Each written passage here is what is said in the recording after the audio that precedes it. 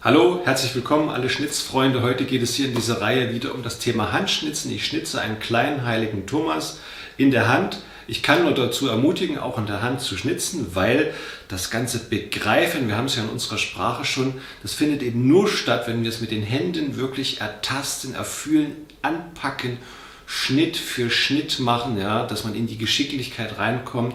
Wenn ich jetzt sage, okay, das ist noch nicht so ganz mein Ding, ich fühle mich irgendwie ein bisschen unsicher, dann spann das Ganze lieber auf. Gerade wenn man so einsteigt oder noch sehr jung ist, würde ich sagen, spann das vorsichtshalber mal auf. Ja. Wir haben zwar diese Sicherheitsfalle irgendwie, dass wir alles so ganz sicher haben wollen, was auch nicht immer gut ist. Wir müssen es am Ende irgendwo auch betasten, ergreifen, begreifen, dass wir es wirklich verstehen. Ja. Das ist ja vielleicht auch so ein bisschen in unserer kopflastigen Zeit, dass wir eben diese verkümmerten motorischen Fähigkeiten haben, dieses Handwerk so hinten runterfällt, nicht mehr so, ja, irgendwie der Standard irgendwie in der Kultur ist und man das auch vermisst, so bei jungen Menschen oder Kindern, ja, diese irgendwie so gar keinen Zugang zum Teil haben, was natürlich auch ein bisschen schade ist, wo man merkt, da verkümmert auch was. Ja. Also wir verstehen und begreifen, eben auch mit den Händen ertasten, hängt eben damit zusammen und dafür dient dieses Schnitzen, weil das eben eine komplette Vernetzung sozusagen auch für unser Gehirn darstellt. Ich habe das ja schon mal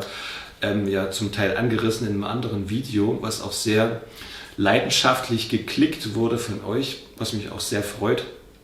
Aber so ist es tatsächlich und das ist auch meine Meinung, ja, dass wir nicht das mit Videospielen irgendwie machen sollten, wo so eine totale Vernetzung irgendwie stattfindet und dann Menschen nur noch vom Bildschirm hängen, sondern wir brauchen das mit dem Schnitzmesser. Ja. Ist jetzt vielleicht ein bisschen speziell, aber das wäre um Welten besser, ja, weil wir dadurch Handwerk lernen, wir können Proportionen abschätzen, egal was du da schnitzt, ob du einen Teddybär, eine Figur oder irgendwie eine kleine Box schnitzen willst, weil das halt irgendwie gebraucht wird in deinem Ensemble von Figuren oder so, keine Ahnung.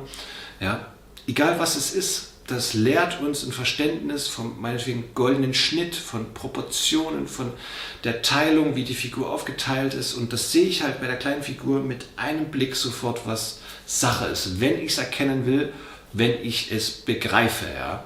Also, das ist mal so mein Statement hier zu diesem Video. Und dazu möchte ich anregen, es zu begreifen, ist anzufassen. Ich habe das wieder aufgeschraubt auf meine kleine Hilfe mit diesem Griff. Ja. Das ist eine sehr geniale Sache, habe ich mir mal abgeguckt von einem anderen Schnitzer, haben auch schon Leute nachgebaut. Ich habe dazu gutes Feedback bekommen von anderen.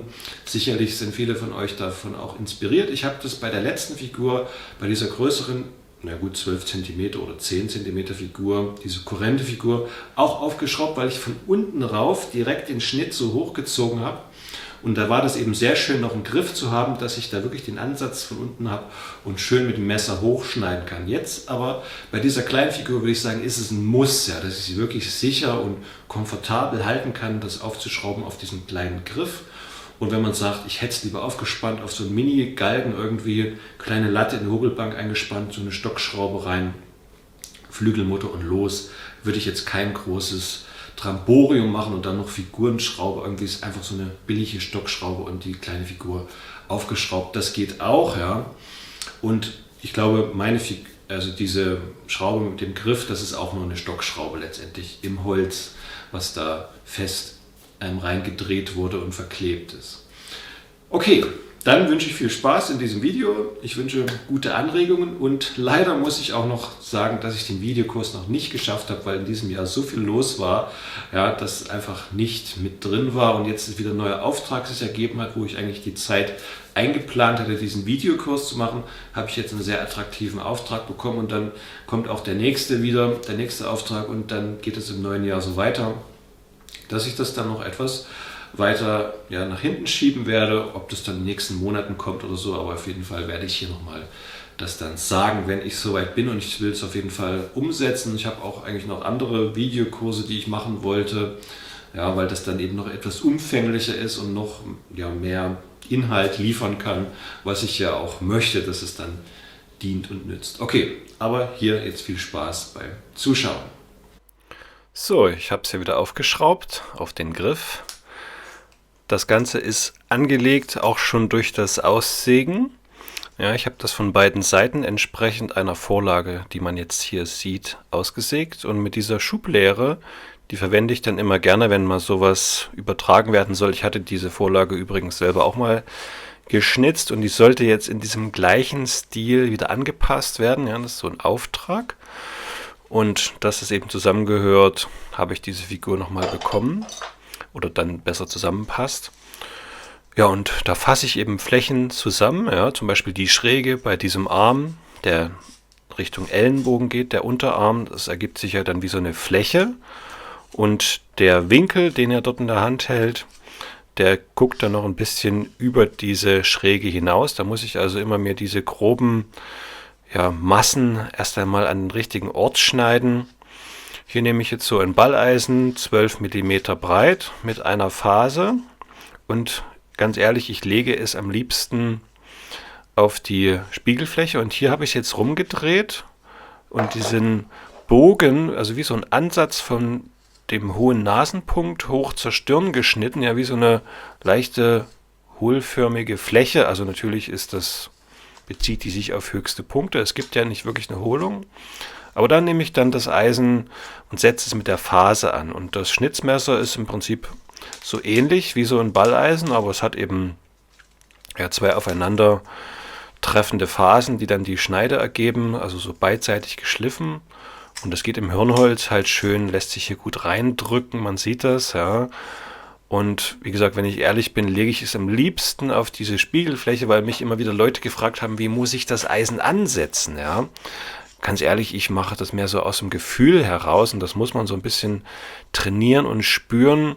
Also wenn es irgendwie möglich ist, lege ich eigentlich am liebsten die Spiegelfläche auf, so wie hier, ja, dass ich diese Fläche aufsetze und dann schön über das Holz steche. Und man muss sich eben nur bewusst sein, dass ich meinen Schnitt dann wieder rausführen kann, dass es nicht irgendwo reinzieht, wo es nicht soll. Und das habe ich schon sehr oft gesagt. Bei meiner Schnittführung, ich mache sehr feine kleine Schnitte und bin mir sehr sicher, dass ich da nicht abrutsche. Ja? Deshalb kann ich das auch so ansetzen. Ich kann mit dieser Schnittführung nur zarte Schnitte ausüben, das ist mal klar. Und jetzt bin ich schon mehr beim Ausarbeiten.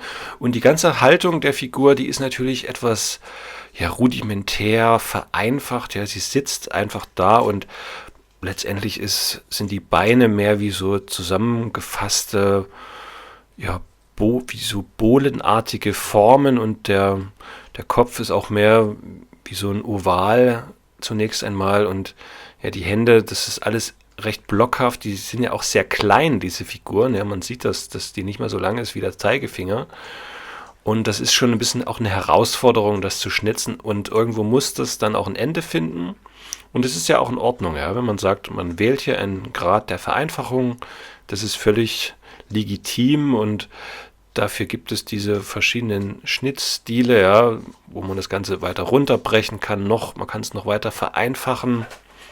Das wendet man dann an bei sowas hier. Ja, jetzt habe ich ja auch so ein schräges Balleisen. Mich hat jemand darauf hingewiesen, dass das noch mehr wie eine eigene Gattung von Figur ist. Das hat jemand unter ein Video geschrieben. Wie eine eigene Gattung von Eisen ist, dieses Werkzeug. Ja, dass das nicht einfach nur ein Balleisen ist, sondern dass zum Beispiel Stubai dieses Eisen mit dem Stich 2 betitelt. Gut. Das sind natürlich dann nochmal regionale Besonderheiten, die da zum Tragen kommen. Das habe ich auch schon immer wieder mal gesagt. Also mehr in Süddeutschland, Österreich und so weiter. Nimmt man dann natürlich mehr diese schrägen Balleisen, hat man gar keine Schnitzmesser.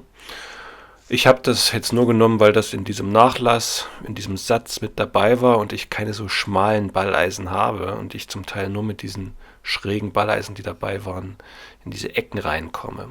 Ja. Aber ich habe sonst auch sehr viel mit dem Schnitzmesser gemacht.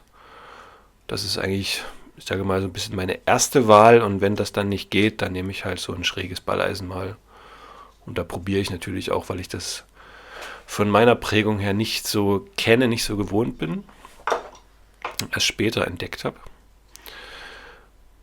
Und hier sieht man diese Vereinfachung, ja, diese Falten bei dem Untergewand. Da ist jetzt wie so eine Grenze entstanden. Unten ist ein Gewand, oben deckt das und da ist die Kante und da habe ich noch so ein paar Falten reingeschnitten und die werden dann einfach getrennt, diese Schnitte mit dem Schnitzmesser, mit der Spitze Und hier sieht man jetzt wirklich, wie klein die Figur ist, weil das Eisen, was ich da in der Hand habe, das ist so ein Stich 11, 2 Millimeter. Ja, das ist wirklich sehr zierlich, die Figur. Und sie wirkt natürlich etwas blockhaft, aber es ist halt auch der Größe geschuldet.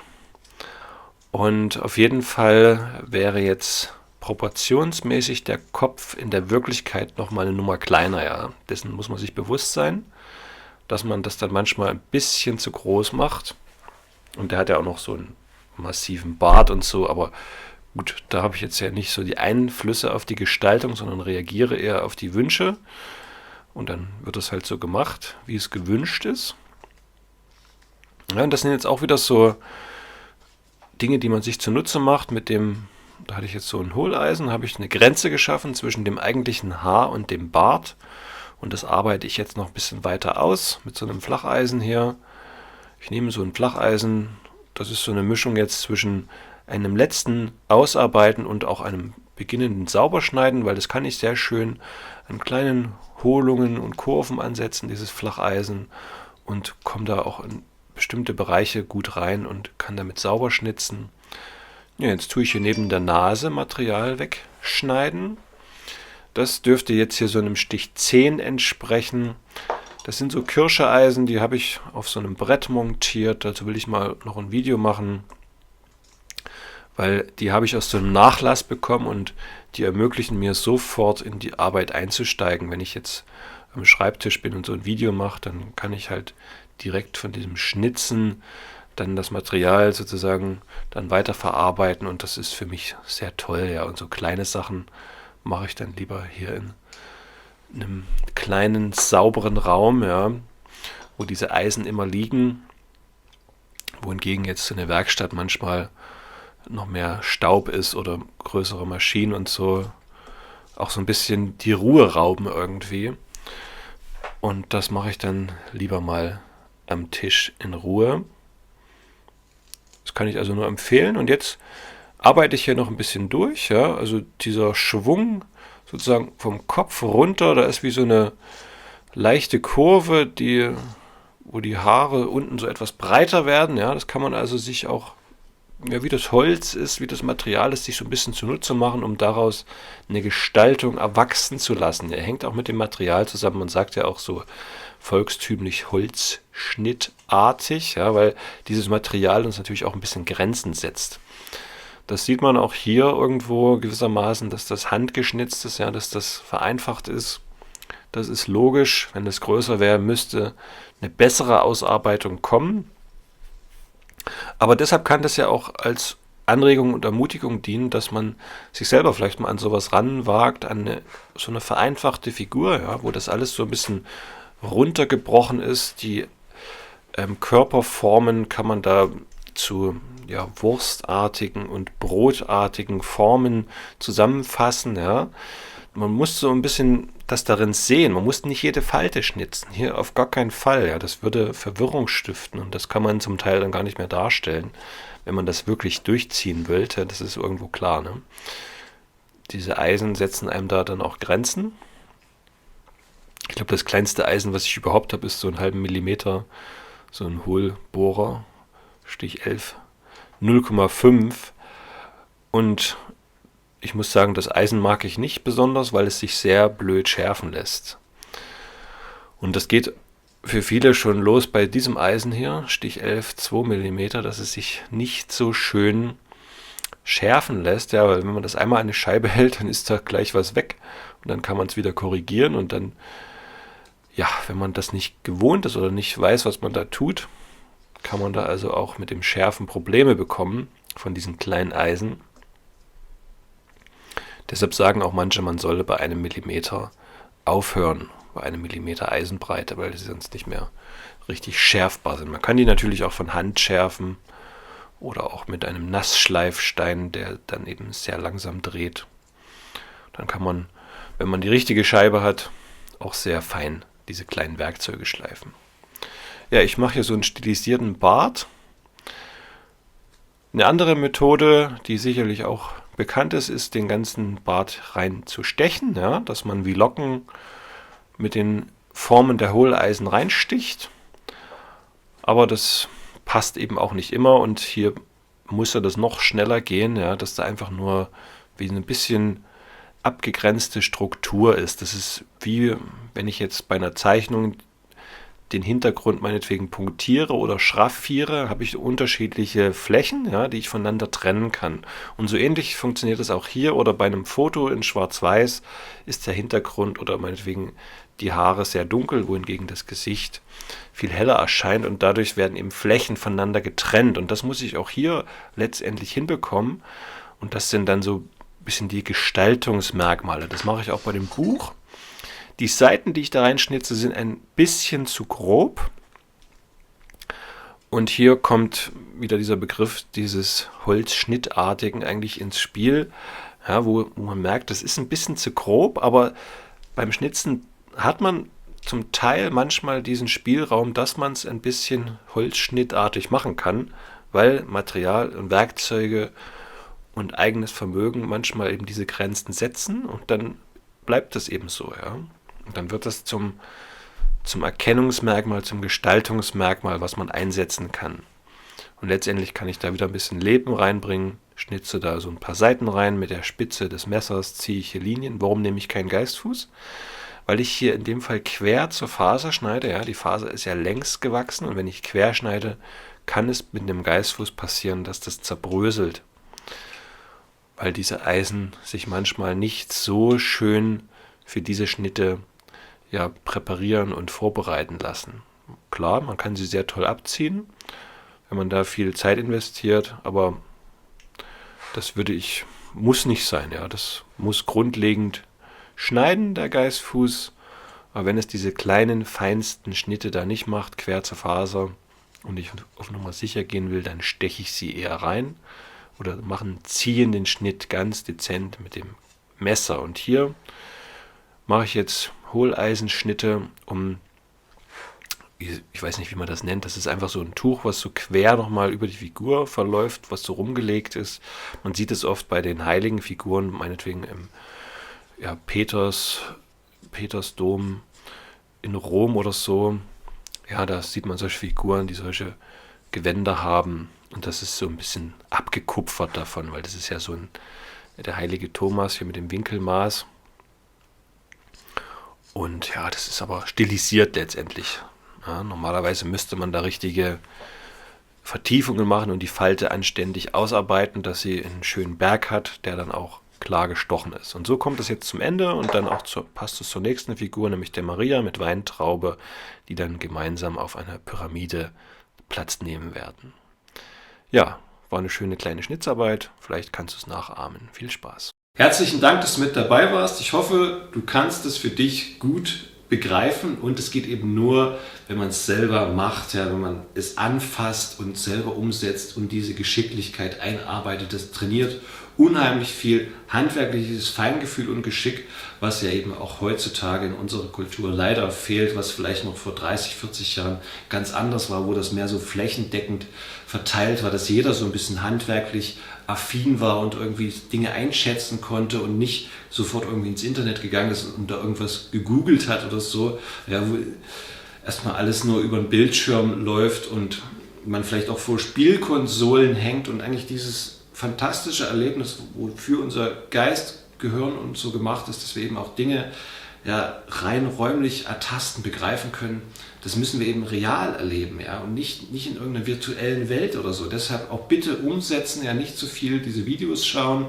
oder noch ein Video, sondern dann mal selber anfangen, umsetzen. Und dazu möchte ich anregen, wer noch Schnitzeisen braucht, unter dem Video ist auch der Herr Spangler mit seiner Seite verlinkt, der das dann liefern kann, entsprechend auch schöne Werkzeuge hat von Stubai, die ich auch empfehlen kann an dieser Stelle, auch wenn ich hier in diesem Video andere Werkzeuge verwende von Kirschen, weil ich die aus einem Nachlass habe, aber dazu kann ich auch nochmal ein Video machen. Okay, sonst wünsche ich allen fröhliche Weihnachten und auch ein gesegnetes Weihnachtsfest, schöne Festtage mit euren Lieben, feiert schön, habt eine entspannte Zeit, schnitzt auch ein bisschen und lasst es euch gut gehen in diesem Sinne. Gesegnete Weihnachten, alles Gute, bis zum Wiedersehen, euer Simeon Decker.